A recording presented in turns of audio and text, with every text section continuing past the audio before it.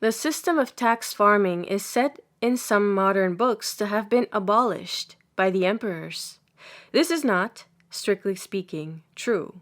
Publicani continued to manage the public mines and forests and the customs duties, but the government now had a strong motive for curbing their rapacity, just as it had for curbing the governors. The substitution of direct taxation.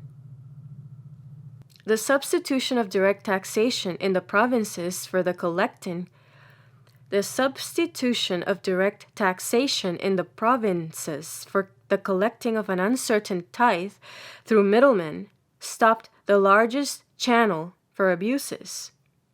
Nero issued edicts making the penalties for illegal exactions by the farmers more severe and certain. The system, however, had become almost hopelessly bad, so that publicans and sinners could indeed be grouped together in popular speech as one in kind.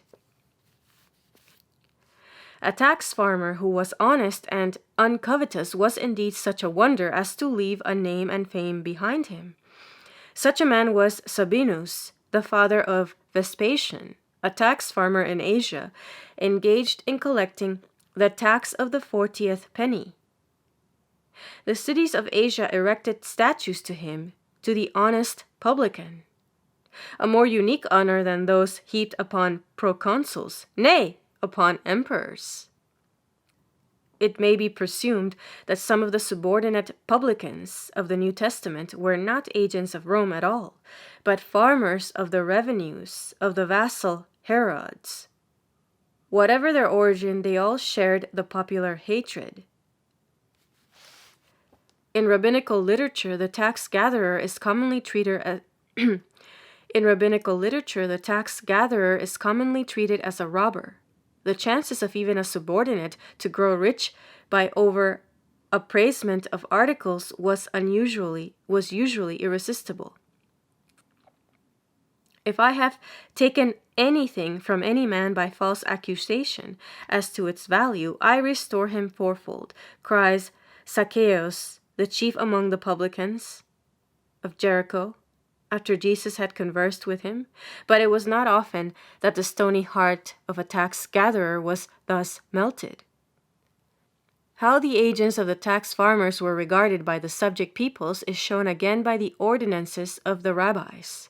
Such men could give no testimony in a Jewish court of law. It was forbidden to receive gifts from them in charity. No money was to be changed at their treasury. They often combined money changing and banking with the tax collecting. They were ranked with highwaymen and murderers, and below harlots and heathen. It was even allowed in dealing with them to swear falsely and to make false returns, to do anything in short to avoid paying their demands. And it is very possible that Jesus gave greater offense to his countrymen when he led about Matthew the publican in his company than when he refused to condemn Mary Magdalene. If the Greeks, the Syrians, the Phrygians, and other races under the iron heel of Rome had left us similar records, there is no doubt similar sentiments would have pervaded them. The system, to repeat, was incurably bad. However, it was one of the chief arteries by which gold was pumped into Rome, until the city became the financial as well as the political capital of the ancient world. The tax farming system, nevertheless, did not stand alone. Along with it went a system of octopus-like usury, which tended every year to make the vassal states and their provinces more completely the helpless victims of their conqueror. The Roman genius seems to have run to credit transactions, banking and money handling to an extent hardly surpassed by that of the Jew. The hard-handed, hard-headed, shrewd, covetous race that had wrested the crops out of the stony soil of Latium, that had worn away the armies of Hannibal, now diverted its talents from farm farming and fighting to money-getting, and with equal or greater success. The trade of the usurers was not so genteel as that of the general, the magistrate, the forum orator. A certain social stigma fell upon the moneylender, as will be explained in a later chapter, but the vast gains of his calling made it an attractive one, and very successful usurers could pose as boon companions of consulars and triumphators. As a class, the moneylenders were called negociatores. They were usually of the equestrian order, and the line of cleavage between them and the publicani was never very clear. It was more genteel to farm the taxes than to lend on interest, but many a tax farmer, if outbidden before the censors, must have spent the vacant lustrum in placing loans, many a lucky lender having diverted his capital to a tax syndicate. A man could not be both a publicanus and a negotiator at once, but nothing prevented him from changing his calling frequently, while sometimes the lender would be a man of great social consequence, at least in a province, as Senus Calidius, for example, who in Sicily could entertain the governor and provincial officials, seemingly on terms of equality. As a rule, again, the negotiator and the publicanus acted together as brethren. The lender's chief booty often came in loans to provincials, trying to satisfy the demands of the rapacious tax-gatherers. The negotiator could work with less capital than the publicanus. He usually represented a pettier class of interests, and on very rare occasions the ambitions of the two orders clashed. Once we find Cicero writing to Atticus of how the publicani were demanding that the customs duties be increased, while the lenders were as anxious that they be lessened, but such conflicts are quite exceptional. The payments and presents of vassal princes were the richest gold mines for many Roman diplomats. But the humbler negociatores found in kings and kinglets also a goodly prey. It was worthwhile to finance a pretender to a throne, to push his fortunes before the Senate, to induce the Roman government to restore him with allegiance. The friendly moneylender in such cases would not let himself be forgotten. He would plunge his hands deep in the treasury of the vassal state. If after the restoring general and the kindly financier had been rewarded, the luckless prince had a drachma left, and had not driven his subjects to a fresh revolt by grinding taxation, he was a happy man. Publius Sitius, a well-known financier of the later republic, loaned heavily to the king of Mauritania. Brutus and Pompeius themselves did not hesitate thus to put in leading strings the unfortunate Ariobasanes III of Cappadocia. But besides an occasional king to assist, the negociator could depend more surely on getting whole provincial municipalities in his debt, and woe to the city that could not repay. Nicaea in Bithynia owed 8 million says to a ward of Cicero. Apollonia owed so much that it was worthwhile for the municipality to bribe the local governor with 200 talents not to allow payment to be enforced. That loans to provincial towns were a source of grave abuses was realized at Rome. In 67 BC, a lex Gabinia was passed forbidding such lending, but the law was not enforced. The Senate also weakened by its various votes.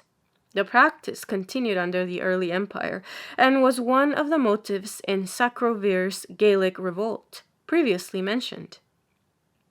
A municipality in normal times was surely entitled to borrow a reasonable amount of money on reasonable security. The evil came in the fact that the pressure of the publicani made such loans painfully frequent, and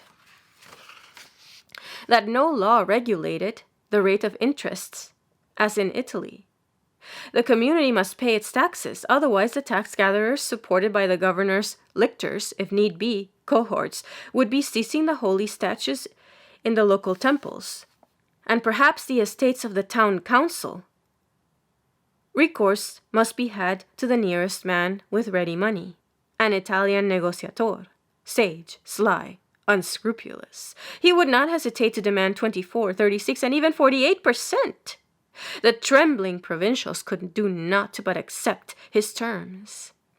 Henceforth, they were a community of serfs. The load of interest would become intolerable. No stony Janus at the highway would be more implacable than the lender. The governor would be on his side. If by a great good providence 1 or 2 communities managed to discharge the loans before they became unendurable, many succumbed. It would have been better to have submitted to the tax gatherer and avoided several years of civic misery. The workings of the moneylender's system is well illustrated by a concrete case. Brutus, the tyrannicide, was one of the last individuals to be imagined soiling his hands with vulgar usury, but he was rich and possessed 2 friends, Scaptius and Mantinius, able to act as his agents and keep his name from appearing too often in a profitable business. Some time before 51 BC, the town of Salamis in Cyprus borrowed money on bond at 48% interest. Pressed for payment, the town tried to raise the sum at Rome, assigning the bond as security. The Roman lenders refused to take this, since by Roman law only 12% was recoverable, insufficient, they thought, on a provincial loan. The new loan was to be negotiated at Rome, and so would be subject to local Roman law. Brutus's 2 agents, however, offered to advance the money, provided the 48% rate was authorized by a special decree of the Senate. The conscript fathers, influenced by the pressure Brutus could bring to bear, did pass such a decree, but a mere senatus consultum could not put aside a solemn Roman law, and a new decree of the Senate, the fathers, having reconsidered the matter, declared the lenders were to have no special privileges. In course of time, when Appius Claudius Brutus's father-in-law was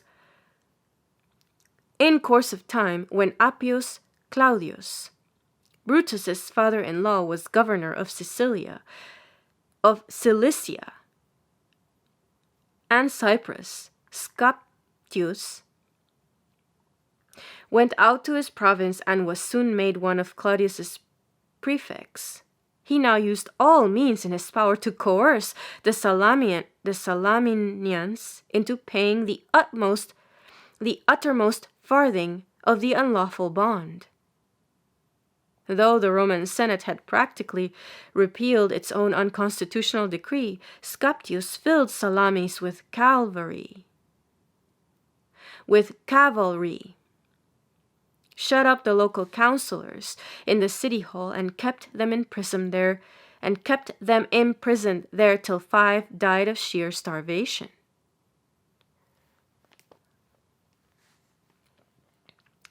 When Cicero started for Cilicia and Cyprus, they formed together but one province in 51 BC.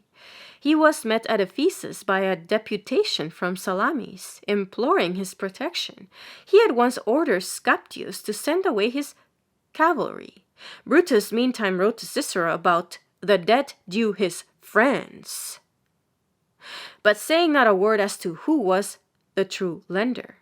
Scaptius likewise came to Cilicia, begging to be reappointed prefect, but Cicero declined to give high office to a man engaged in trade. Still, the proconsul told him he should have his money. By this time, Cicero was aware that Brutus, his intimate friend, was the real usurer. However, he could not avoid being judge in the case of Scaptius versus inhabitants of Salamis. That soon came to trial at Tarsus. That the Salaminians would have to pay something on the bond, there was no doubt. But what amount? And what interest? And at what interest? In his edict on assuming office, Cicero had announced he would never permit more than 12% to be collected with compound interest. Scaptius claimed his 48% and produced the first invalid decree of the Senate justifying such a demand. But the later decree and the standing unchangeable law was also in evidence. Cicero pointed out to Scaptius the weakness of his case, whereupon Scaptius, the plaintiff, took Cicero the judge aside, said that it was quite so, that the town really did not owe him so much as was contended, let it pay him 200 talents. Cicero then asked the deputies from Salamis how much they claimed they owed. 106 talents was the answer. Scaptius protested, but the sums were verified then and there in the praetorium. The Salaminians were right. Then Scaptius again took Cicero aside and asked not to be forced to take the money. In other words, Brutus's agents wanted to delay until a new and more compliant governor would let him have his full 48%.